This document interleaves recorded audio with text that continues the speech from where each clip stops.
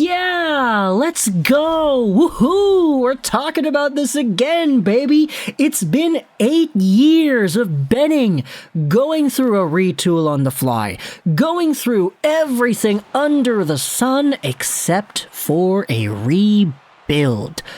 But guess what? That word, the R word, the rebuild word, this is the big bad wolf knocking on your door, ready to huff and puff and blow your house down, because today we're talking about the Vancouver Canucks and whether or not they could, would, or should legitimately rebuild. Now, this comes to us from Elliotte Friedman on the recent episode of the 32 Thoughts podcast. The article... no, not the article, but the podcast link, will be linked in the description, as well as a post on the Canucks subreddit made by L. Rizzy. The reason we're going over to Rizzy's post is because what they did was they transcribed the Friedman quote from the podcast and put it onto the Canucks sub for Canucks fans to read and discuss. This is ultimately what Friedman talks about when it comes to the Canucks. There have been times in the last few years, and Canucks fans know this, where the idea of a rebuild has been suggested. Mike Gillis did it once. Trevor Linden did it once.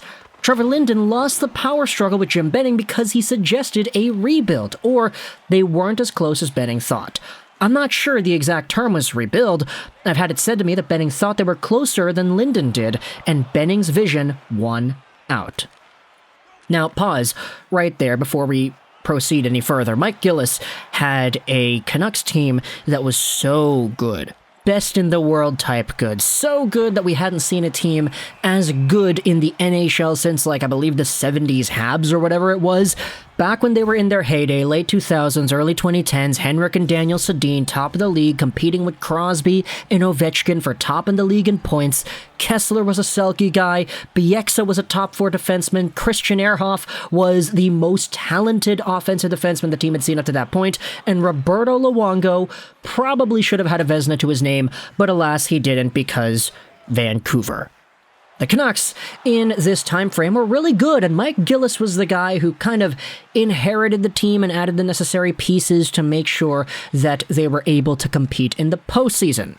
However, after 2013-ish, this is kind of a rough timeline estimate of things, according to all of the things that we had heard, Gillis was kind of interested in the idea of blowing it all up and rebuilding the team.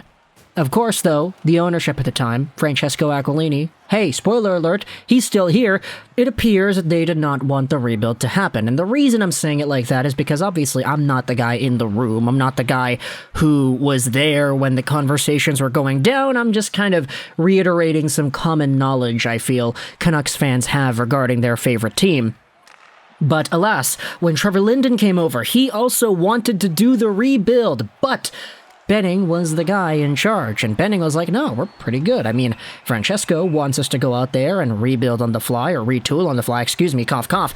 And we're good enough to do that. Look at these pieces we have. We have guys like Radim Verbata. We can get a goalie like Ryan Miller. These guys are going to help us make the playoffs and do the thing now. We still have the Sedins. Bo Horvat is really young. Jake Virtanen is going to come out here, and he's going to be good. But unfortunately, we know where that went. They had a playoff appearance in 2015. They lasted 6 games against the Flames. And then, boom, that's it. They don't have any more playoffs for the next 5 years. And after making the playoffs and actually doing some damage in 2020, Jim Benning ended up not re-signing Markstrom, Toffoli, or Tanev because, yeah. Had they gone with Trevor Linden's idea of going with a rebuild back in, let's say, 2014, 2015, maybe the Radim Verbata, Ryan Miller redemption story doesn't happen in Vancouver. Maybe the team sucks for a little bit longer, but at the same time, there would have been proper steps to rebuild and actually tear the franchise down. This is what Elliotte says as well. The fans there clearly blame this on ownership. They say ownership doesn't want the rebuild, and I would agree. I think that's true. Now here's the question. Why?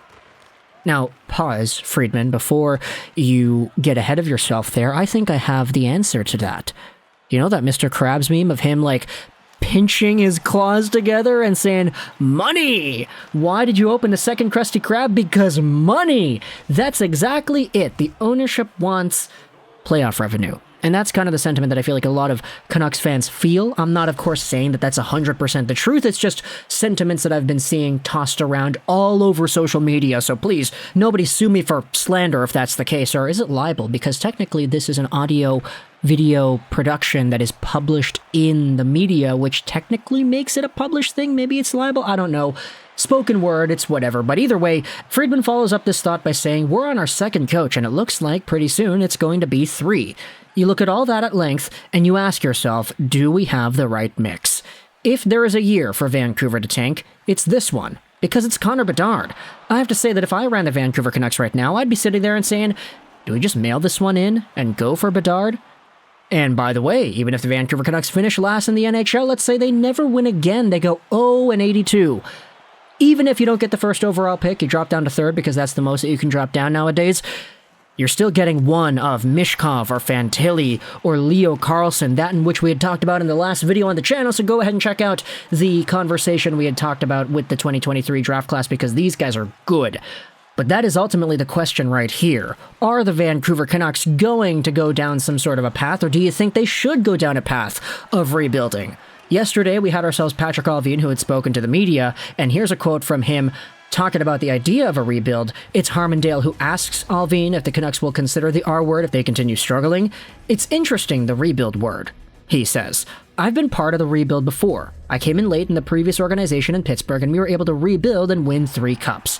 I still think that we're building something here every day. We're not done. I think that was something we wanted to accomplish this summer, and that was changing the culture, raising the bar, having higher standards, and bringing in younger players, character players, and making sure we're always looking at options here. Now, this quote has been kind of talked about amongst other Canucks fans as pretty much saying nothing. There's no yes or no answer here. Patrik Allvin is pretty similar to Jim Benning, I feel, when it comes to how little they would end up saying with their words, but at the same time, Patrik Allvin says it a lot more methodically, and he doesn't really give you any sort of an inkling as to what he feels. But with Benning, there was always some sort of an idea saying, oh yeah, we live day by day, we're going out here and we're just doing whatever we want. For Rutherford and Allvin, though, it is kind of interesting because even though the Penguins did sort of step back a little bit in the mid-2010s before going on their 2016-17 tear, you gotta remember his comment about the Penguins and their 3 cups spanned the past few years, because 3 cups, 2016, 2017, and then you go back to 2009. There was some sort of a quote-unquote rebuild back then, and I mean, okay, you could say that that was the thing, because Crosby and Malkin, they were all young guys and everything, but either way, the last rebuild that Patrik Allvin is discussing he had been a part of happened like 15 years ago. So, what more for today's NHL climate with a lot more shenanigans with the cap, more implications with the draft, and everybody kind of knowing and being more aware of things with analytic departments, financial managers, guys that manage the cap, capologists, excuse me, that's the word that they use nowadays. Things are a little bit different now than they were back in 07, but either way, when it comes to Patrik Allvin and the idea of rebuilding, this is kind of the same as always. He says the right things. Getting younger? Yeah, that's a pretty good thing. Raising the bar? Yeah, pretty good thing. Changing the culture, higher standards, all this stuff is good. But the team just hasn't really done anything to really go in that direction. I mean, the Jason Dickinson trade was a bad one because now the guy's really good, and he learned upon going over to Chicago that, hey, he had a broken hand for last year and he didn't know about it. So, like, I don't know, man, that was also a move where he gave up a draft pick, a second-round pick to get rid of a guy that ended up becoming legitimately good for Chicago right off the bat. I know it's a small sample size, but yeah, let me overreact here, man. It's kind of dramatic, isn't it? But either way, talk in the comments on your thoughts about the Vancouver Canucks and the idea of a rebuild. Should they go down this path? We know that if they try to unload money, they're going to have to attach some things to make it work, because it's going to be tough to find anybody who sees Oliver Ekman-Larsson's 7-point-something AAV against the Canucks cap for the next few years as actually valuable. As for JT Miller, same thing could be said about him. Bo Horvat might be on his way out, and you have yourselves other guys like Besser and Garland that could get shipped out as well.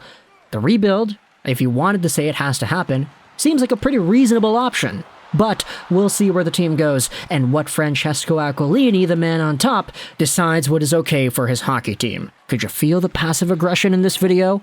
Talk in the comments on your thoughts. I hope you enjoyed this video.